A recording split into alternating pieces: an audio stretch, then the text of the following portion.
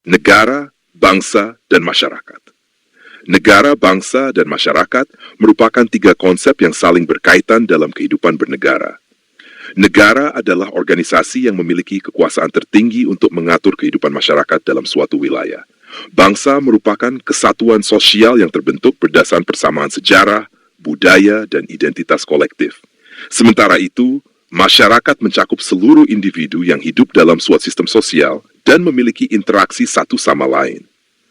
Pemahaman mengenai konsep-konsep ini penting untuk menelaah bagaimana negara terbentuk, bagaimana hubungan antara negara dan warga negara, serta bagaimana peran negara dalam menghadapi tantangan globalisasi.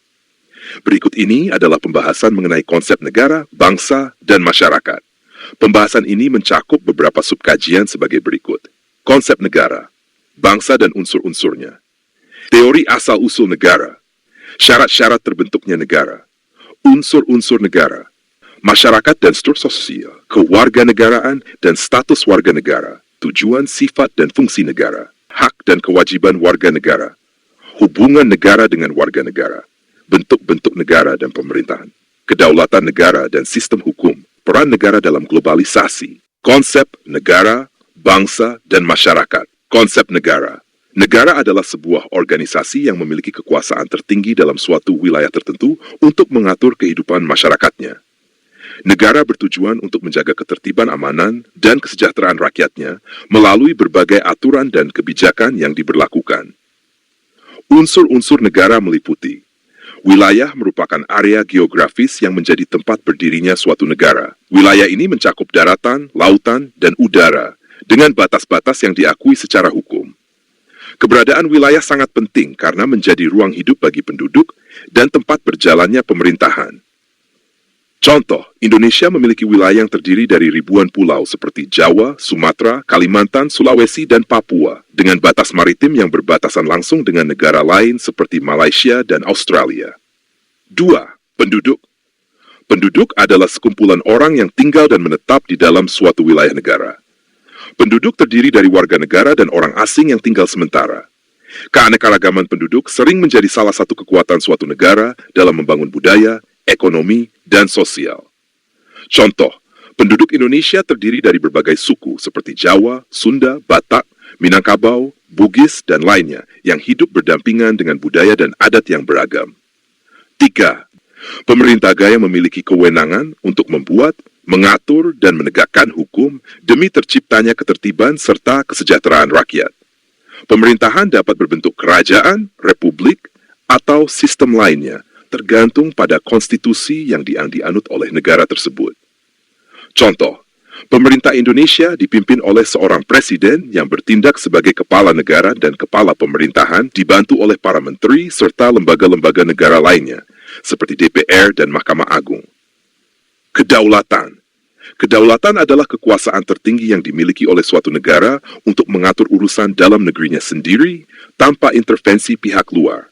Kedaulatan mencakup aspek ke dalam, mengatur rakyat dan wilayahnya, dan keluar, kemampuan menjalin hubungan dengan negara lain secara independen. Indonesia memiliki kedaulatan penuh dalam membuat undang-undang, kebijakan ekonomi, dan hubungan internasional tanpa campur tangan negara lain. Bangsa. Bangsa adalah sekumpulan manusia yang memiliki persamaan budaya, bahasa, sejarah, dan cita-cita bersama, meskipun tidak selalu tinggal di wilayah yang sama. Contoh sederhana, bangsa Indonesia terdiri dari berbagai etnis, tetapi disatukan oleh bahasa Indonesia sebagai bahasa persatuan dan sejarah perjuangan kemerdekaan. Unsur-unsur yang membentuk suatu bangsa meliputi 1. Kesamaan keturunan atau suku bangsa. Adanya kesamaan asal-usul atau nenek moyang yang menciptakan ikatan batin di antara anggota bangsa. Contohnya, suku Jawa di Indonesia memiliki kesamaan keturunan yang memperkuat identitas mereka sebagai bagian dari bangsa Indonesia. 2. Wilayah. Sekelompok manusia yang berada dalam suatu wilayah tertentu. Contohnya bangsa Jepang mendiami wilayah Kepulauan Jepang yang menjadi identitas geografis mereka. 3. Bahasa. Adanya kesamaan bahasa yang digunakan sebagai alat komunikasi sehari-hari. Misalnya, bahasa Prancis digunakan oleh masyarakat di negara Prancis yang memperkuat identitas mereka sebagai bangsa Prancis. 4.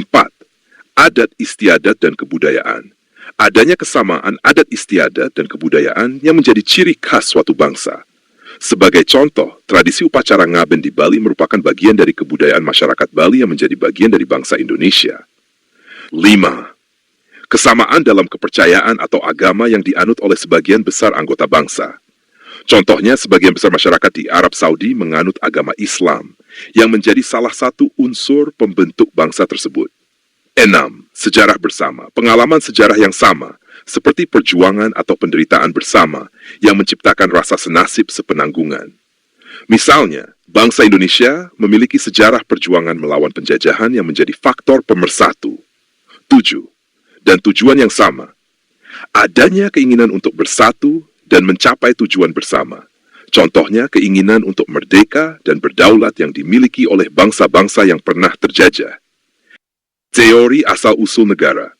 Teori kontrak sosial. Negara terbentuk dari kesepakatan masyarakat untuk tunduk pada kekuasaan demi ketertiban. Hobbes, Locke. Contoh, pembentukan Amerika Serikat melalui Declaration of Independence, di mana masyarakat sepakat untuk membentuk pemerintahan sendiri.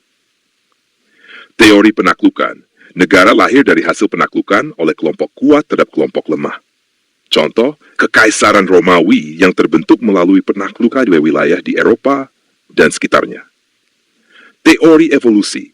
Negara berkembang secara bertahap dari keluarga, suku, hingga terbentuk negara.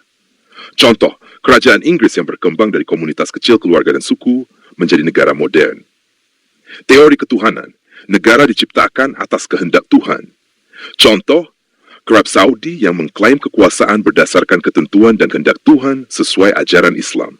Masyarakat adalah sekumpulan individu yang hidup bersama dalam suatu wilayah dan saling berinteraksi, membentuk sistem sosial dengan norma, nilai, dan budaya yang disepakati bersama. Struktur sosial merupakan tatanan atau susunan hubungan sosial yang teratur dalam masyarakat, yang membentuk pola interaksi antara individu dan kelompok. Unsur-unsur struktur sosial. Status sosial. Posisi atau kedudukan seseorang dalam masyarakat yang menentukan hak dan kewajibannya. Status ini dapat diperoleh sejak lahir, seperti keturunan bangsawan, atau melalui usaha pribadi, seperti menjadi dokter. 2. Peran sosial. Perilaku yang diharapkan dari seseorang berdasarkan status sosialnya. Misalnya, seorang guru diharapkan mendidik dan membimbing siswa. Kelompok sosial.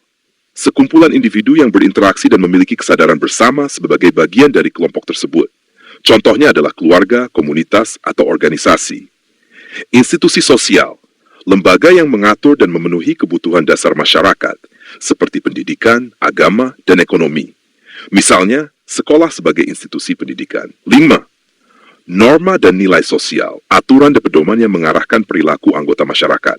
Contohnya, norma kesopanan yang mengatur cara berinteraksi dengan orang lain. Fungsi struktur sosial. 1. Identitas sosial. Menegaskan identitas suatu kelompok dalam masyarakat. Setiap daerah memiliki kebudayaan yang beragam, sehingga struktur sosial membantu memperjelas identitas kelompok tersebut. 2. Kontrol sosial. Mengawasi perilaku anggota masyarakat agar sesuai dengan norma dan nilai yang berlaku, sehingga tercipta keteraturan dan mencegah konflik. Pembelajaran sosial menjadi sarana bagi individu untuk belajar peran dan status mereka dalam masyarakat, serta memahami hak dan kewajiban masing-masing. 4. Integrasi sosial menyatukan berbagai elemen masyarakat sehingga tercipta kesatuan dan keharmonisan. Contoh struktur sosial dalam masyarakat Indonesia. 1. Stratifikasi sosial. Pengelompokan masyarakat ke dalam lapisan-lapisan sosial berdasarkan kriteria tertentu, seperti kekayaan, kekuasaan, atau pendidikan. Contohnya, adanya kelas atas, menengah, dan bawah dalam masyarakat. 2. Diferensiasi sosial. Pembedaan masyarakat secara horizontal berdasarkan perbedaan suku, agama, atau profesi tanpa menunjukkan tingkatan. Misalnya, keberagaman suku bangsa di Indonesia seperti Jawa, Sunda, dan Batak. 3. Institusi keluarga. Keluarga sebagai unit terkecil dalam masyarakat memiliki peran penting dalam sosialisasi dan pembentukan karakter individu. Dengan memahami struktur sosial, kita dapat melihat bagaimana masyarakat terorganisir dan bagaimana interaksi antar individu serta kelompok terjadi. Hal ini pada akhirnya membantu menjaga keteraturan dan keharmonisan dalam kehidupan bermasyarakat. Masyarakat dan identitas nasional. Masyarakat merupakan kumpulan individu yang hidup bersama dalam suatu wilayah, memiliki interaksi sosial, dan mengikuti aturan-aturan yang berlaku. Contoh, masyarakat di desa memiliki kebiasaan gotong royong, sedangkan masyarakat di kota cenderung lebih individualis namun tetap tunduk pada hukum negara. Peran masyarakat dalam identitas dan keberlangsungan negara. Masyarakat berperan penting dalam membentuk identitas nasional dan mendukung keberlangsungan negara, seperti menghormati simbol-simbol negara, bendera, lagu kebangsaan, berpartisipasi dalam pemilu untuk memilih pemimpin. Perbedaan antara negara, bangsa, dan masyarakat. Negara adalah sebuah organisasi dalam suatu wilayah yang memiliki pemerintahan berdaulat. Negara memiliki 4 unsur utama, yaitu wilayah, penduduk, pemerintahan, dan kedaulatan. Peran utama negara adalah mengatur kehidupan masyarakat serta menjaga kedaulatan. Contohnya, Indonesia sebagai negara kepulauan memiliki pemerintahan yang dipimpin oleh seorang presiden. Bangsa merupakan sekumpulan manusia yang memiliki persamaan dalam budaya, bahasa, sejarah, dan cita-cita. Unsur utama dalam suatu bangsa adalah adanya kesamaan budaya, bahasa, sejarah, dan cita-cita yang menjadi faktor pemersatu. Bangsa berperan dalam membentuk identitas serta memperkuat persatuan di antara masyarakatnya. Misalnya, bangsa Indonesia terdiri dari berbagai suku yang berbeda, tetapi tetap bersatu dengan menggunakan bahasa Indonesia sebagai bahasa nasional.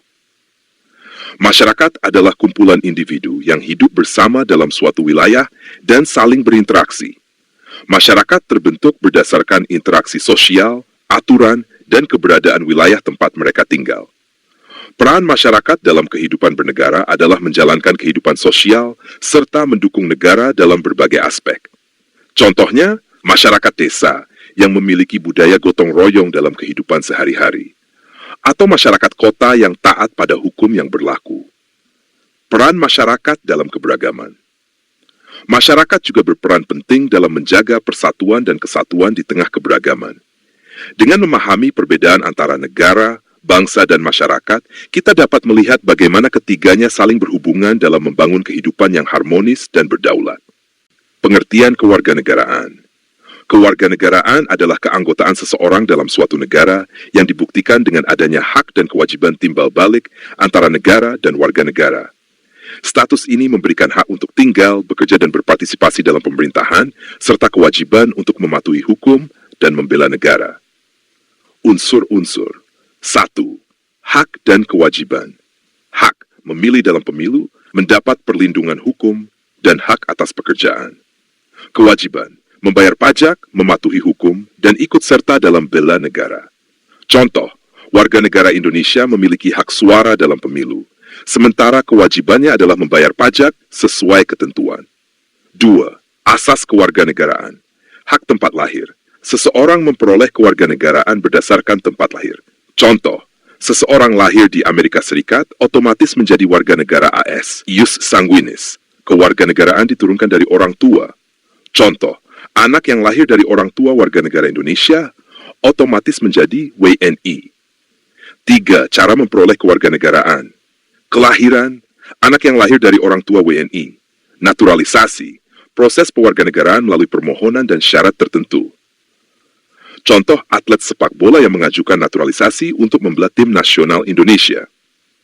Perkawinan, istri atau suami dapat memperoleh kewarganegaraan setelah menikah dengan warga negara suatu negara. Status warga negara asli, penduduk asli suatu negara. Contoh, suku Jawa, Sunda, atau Batak di Indonesia. Warga negara keturunan, penduduk keturunan asing yang telah menjadi warga negara. Contoh, warga keturunan Tionghoa di Indonesia yang telah memiliki status WNI. Bukan warga negara orang asing, penduduk asing yang tinggal sementara di suatu negara. Contoh, turis atau pekerja asing di Indonesia. Perbedaan kewarganegaraan dan tanpa kewarganegaraan. Kewarganegaraan ganda memiliki kewarganegaraan lebih dari satu negara, anak hasil perkawinan campuran Indonesia-Amerika. Tanpa kewarganegaraan, stateless, tidak memiliki kewarganegaraan di negara manapun. Contoh, anak hasil perkawinan antar warga negara yang sistem kewarganegaraannya bertentangan. Penjelasan lebih detail tentang kewarganegaraan ganda. Kewarganegaraan ganda adalah status yang dimiliki seseorang ketika diakui secara sah sebagai warga negara oleh lebih dari satu negara pada waktu yang bersamaan. Hal ini memungkinkan individu tersebut untuk menikmati hak dan kewajiban di kedua negara tersebut.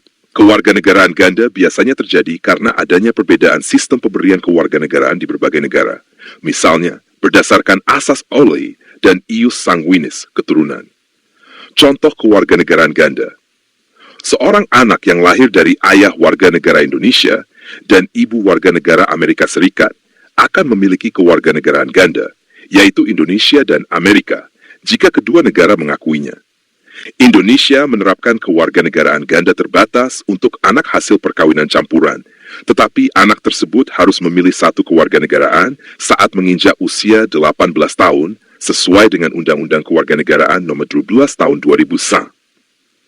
Poin penting tentang kewarganegaraan ganda. Keuntungan. Seseorang dapat menikmati hak-hak sipil, bekerja, dan tinggal di kedua negara tanpa memerlukan visa. Kewajiban harus mematuhi hukum kedua negara, termasuk kewajiban perpajakan dan lainnya. Batasan di Indonesia. Indonesia hanya memperbolehkan kewarganegaraan ganda untuk anak hasil perkawinan campuran hingga usia tertentu. 1. Memberikan identitas hukum bagi individu. 2. Melindungi hak-hak individu sebagai warga negara. 3. Mengatur hak dan kewajiban antara individu dan negara. 4. Memastikan partisipasi warga dalam pemerintahan. Tujuan negara. Tujuan negara dapat berbeda-beda tergantung pada ideologi dan konstitusi yang dianut. Secara umum, tujuan negara meliputi: pertama, melindungi bangsa dan wilayah. Negara bertanggung jawab untuk menjaga kedaulatan dan integritas wilayah, serta melindungi seluruh rakyat dari ancaman internal maupun eksternal. Kedua, meningkatkan kesejahteraan umum. Negara mengupayakan kondisi ekonomi dan sosial yang memungkinkan rakyat hidup sejahtera dan makmur. Ketiga, mencerdaskan kehidupan bangsa. Negara menyediakan pendidikan yang berkualitas untuk meningkatkan pengetahuan dan keterampilan warga negara. Keempat, menegakkan keadilan. Negara menyelenggarakan sistem peradilan yang adil dan tidak memihak untuk memastikan keadilan bagi seluruh rakyat. Sebagai contoh, tujuan negara Indonesia tercantum dalam pembukaan Undang-Undang Dasar tahun 1945, yaitu melindungi segenap bangsa Indonesia dan seluruh tumpah darah Indonesia, memajukan kesejahteraan umum, mencerdaskan kehidupan bangsa, ikut melaksanakan ketertiban dunia yang berdasarkan kemerdekaan, perdamaian abadi, dan keadilan sosial. Sifat negara. Negara beberapa sifat dasar yang membedakannya dari organisasi lain. Pertama, bersifat memaksa. Negara memiliki kekuasaan untuk memaksakan kepatuhan terhadap hukum dan peraturan yang berlaku. Kedua, memiliki monopoli kekuasaan. Negara memiliki hak eksklusif untuk menggunakan kekerasan fisik yang sah, seperti melalui aparat penegak hukum dan militer. Ketiga, mencakup semua. Kewenangan negara berlaku untuk semua individu dan kelompok dalam wilayahnya tanpa kecuali. Fungsi negara adalah peran atau tugas utama yang dijalankan oleh pemerintah untuk memastikan tata kelola yang baik, keamanan, kesejahteraan, dan keadilan dalam masyarakat. Beberapa fungsi utama negara antara lain. Pertama, fungsi penertiban. Negara bertugas menjaga ketertiban dan dalam masyarakat untuk mencegah konflik dan kekacauan. Kedua, fungsi kesejahteraan dan kemakmuran. Negara mengupayakan kondisi ekonomi yang stabil dan menyediakan layanan publik untuk meningkatkan kualitas hidup rakyat. Ketiga, fungsi pertahanan. Negara melindungi dari ancaman luar melalui pengembangan dan pemeliharaan angkatan bersenjata yang kuat. Keempat, fungsi keadilan. Negara menyelenggarakan sistem peradilan yang adil untuk menegakkan hukum dan memberikan keadilan bagi semua warga negara. Hak dan kewajiban warga negara Indonesia diatur dalam Undang-Undang Dasar tahun 1945 dan merupakan dasar bagi kehidupan berbangsa dan bernegara. Pemahaman yang baik mengenai hak dan kewajiban ini penting untuk memastikan keseimbangan antara kebebasan individu dan tanggung jawab terhadap negara. Pertama, hak atas pekerjaan dan penghidupan yang layak.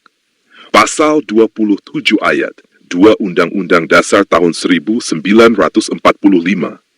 Tiap-tiap warga negara berhak atas pekerjaan dan penghidupan yang layak bagi kemanusiaan.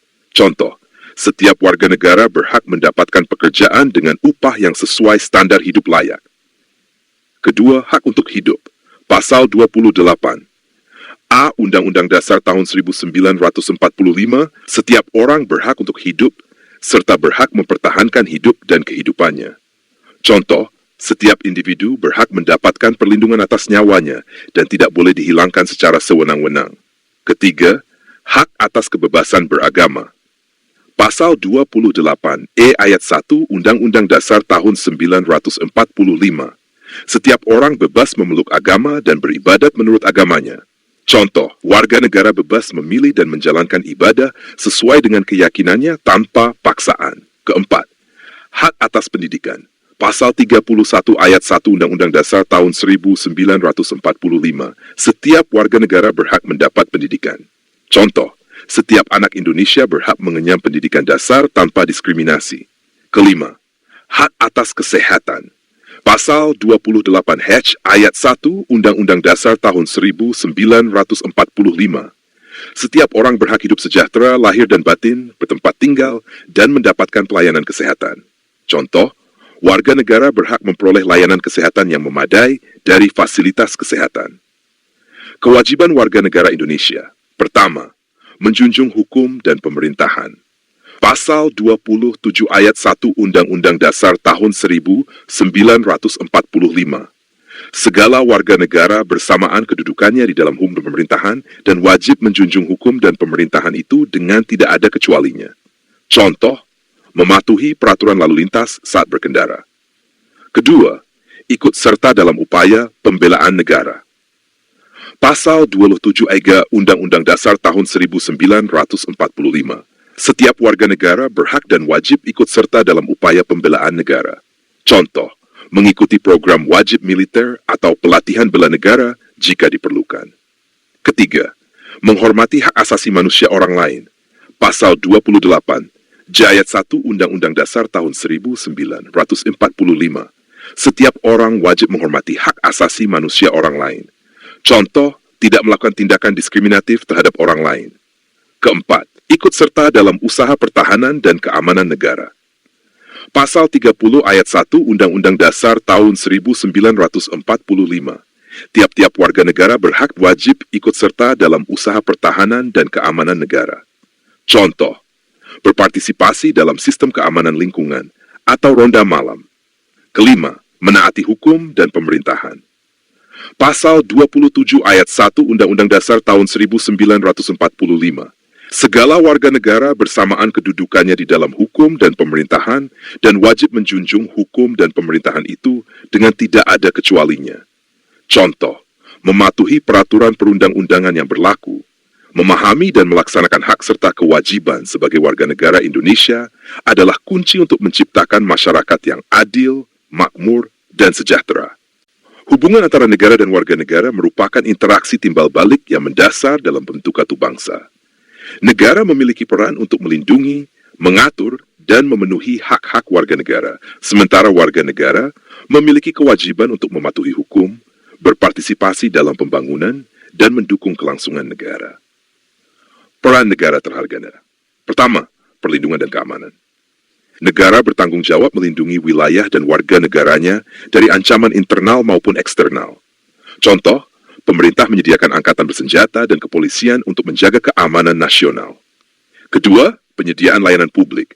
Negara menyediakan fasilitas dan layanan publik untuk meningkatkan kesejahteraan masyarakat. Contoh, pembangunan infrastruktur seperti jalan, jembatan, serta penyediaan layanan kesehatan dan pendidikan. Ketiga, penegakan hukum dan keadilan. Negara menegakkan hukum untuk memastikan keadilan dan ketertiban dalam masyarakat. Contoh, sistem peradilan yang adil dan transparan untuk menyelesaikan sengketa hukum. Pertama, kepatuhan terhadap hukum. Warga negara wajib mematuhi peraturan dan undang-undang yang ditetapkan oleh negara. Contoh, menaati peraturan lalu lintas dan membayar pajak tepat waktu. Kedua, partisipasi dalam proses demokrasi. Warga negara berperan aktif dalam proses politik dan pengambilan keputusan. Contoh, menggunakan hak pilih dalam pemilihan umum dan terlibat dalam musyawarah desa. Ketiga, kontribusi terhadap pembangunan. Warga negara berkontribusi dalam pembangunan nasional melalui berbagai bidang. Contoh, berpartisipasi dalam kegiatan gotong royong dan mendukung program pemerintah. Hubungan yang harmonis antara negara dan warga negara didasarkan pada keseimbangan antara hak dan kewajiban. Negara berkewajiban memenuhi hak-hak warga negara, sementara warga negara harus menjalankan kewajibannya untuk mendukung fungsi negara. Pemahaman yang baik mengenai peran masing-masing pihak penting untuk menciptakan masyarakat yang adil, sejahtera, dan harmonis. Bentuk negara dan bentuk pemerintahan. Bentuk negara dan bentuk pemerintahan adalah dua konsep yang sering digunakan untuk menggambarkan bagaimana suatu negara diorganisir dan dijalankan. Meskipun sering digunakan secara bergantian, keduanya memiliki perbedaan mendasar. Bentuk negara mengacu pada struktur atau susunan politik suatu negara, terutama dalam hal distribusi kekuasaan antara pemerintah pusat dan daerah. Bentuk negara umumnya dibagi menjadi dua. Pertama, negara kesatuan. Seluruh kekuasaan negara dipegang oleh pemerintah pusat. Pemerintah pusat memiliki wewenang penuh dalam pembuatan kebijakan dan pengambilan keputusan. Contoh, Indonesia dan Prancis. Kedua, negara serikat atau federasi. Negara terdiri dari beberapa entitas politik atau negara bagian yang memiliki otonomi tertentu. Kekuasaan dibagi antara pemerintah federal dan pemerintah negara bagian. Contoh, Amerika Serikat dan Jerman. Bentuk pemerintahan. Bentuk pemerintahan mengacu pada cara kekuasaan dijalankan dan siapa yang memegang kekuasaan tertinggi dalam suatu negara. Beberapa bentuk pemerintahan yang umum meliputi. Pertama, monarki. Kekuasaan tertinggi dipegang oleh seorang raja atau ratu yang biasanya memperoleh kekuasaan melalui garis keturunan. Monarki absolut, raja memiliki kekuasaan penuh tanpa batasan konstitusional.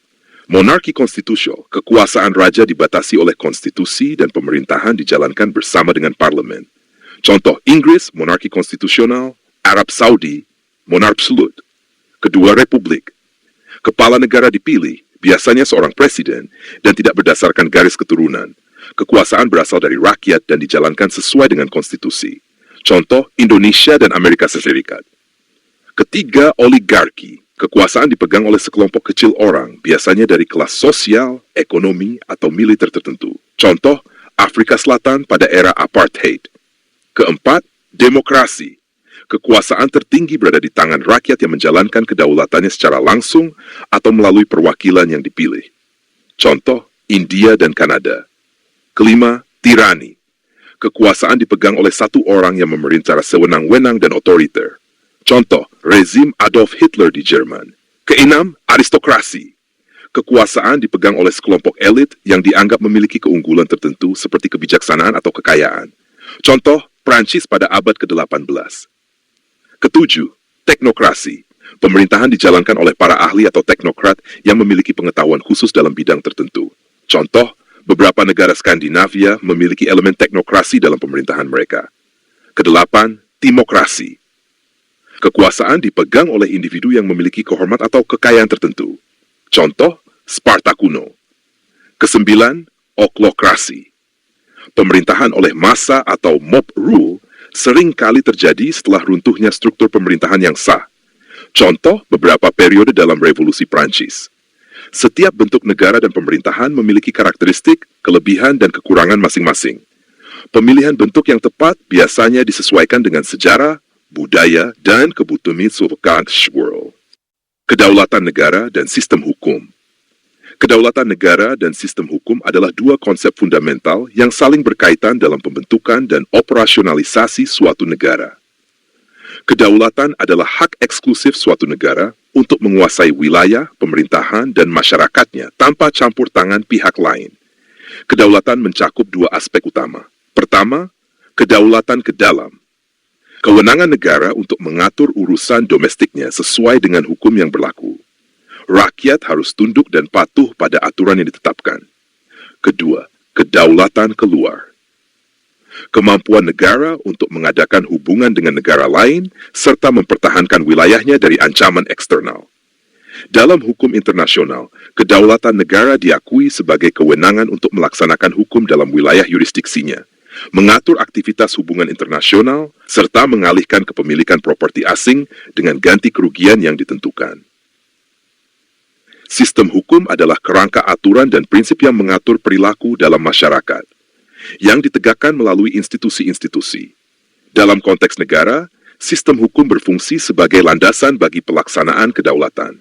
Negara hukum adalah konsep di mana hukum menjadi supremasi dan semua tindakan pemerintah serta warga negara harus sesuai dengan hukum yang berlaku. Sebaliknya, sistem hukum memastikan bahwa pelaksanaan kedaulatan oleh negara dilakukan secara adil, transparan, dan sesuai dengan norma-norma yang disepakati. Dengan demikian, kedaulatan negara dan sistem hukum saling mendukung dalam menciptakan tatanan masyarakat yang tertib dan berkeadilan. Peran negara dalam globalisasi.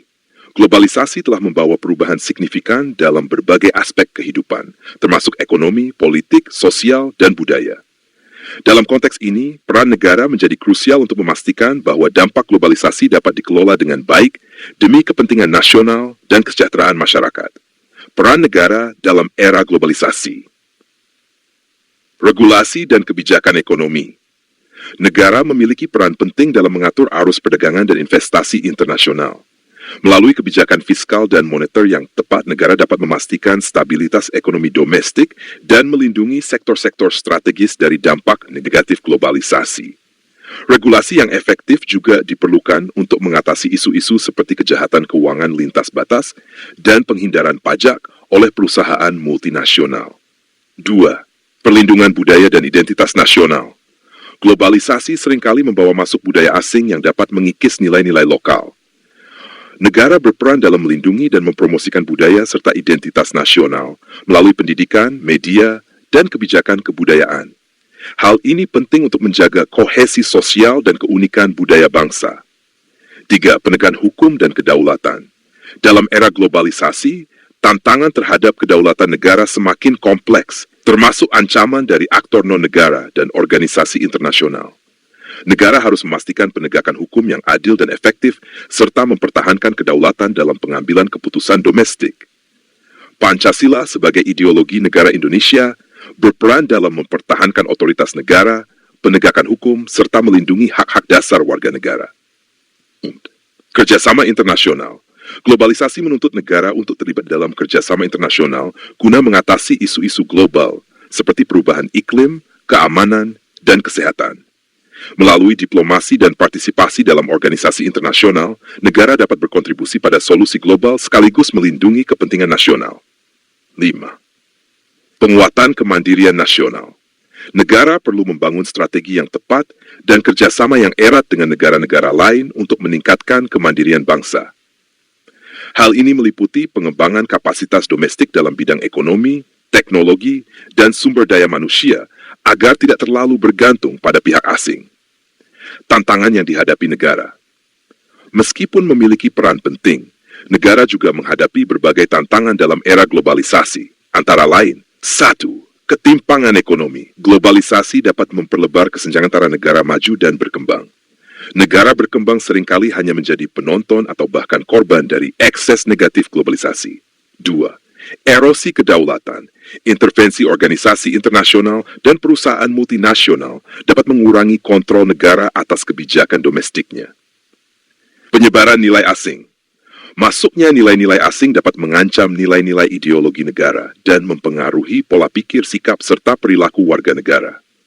Untuk mengatasi tantangan-tantangan tersebut, negara harus proaktif dalam merumuskan kebijakan yang adaptif dan responsif terhadap dinamika global, sambil tetap mempertahankan nilai-nilai dan kepentingan nasional. Perkuliahan kita hari ini telah membawa kita pada pemahaman yang lebih mendalam tentang hakikat negara, bangsa, dan masyarakat. Kita telah membahas bagaimana negara berfungsi sebagai wadah utama dalam mengelola kehidupan bersama, bagaimana bangsa terbentuk dari kesatuan sejarah, budaya, dan nilai yang kita junjung, serta bagaimana masyarakat menjadi pilar utama dalam menjaga keberlangsungan negara dan bangsa. Sebagai warga negara, kita tidak hanya memiliki hak, tetapi juga tanggung jawab untuk berkontribusi dalam membangun tatanan sosial yang adil, harmonis, dan berkeadaban.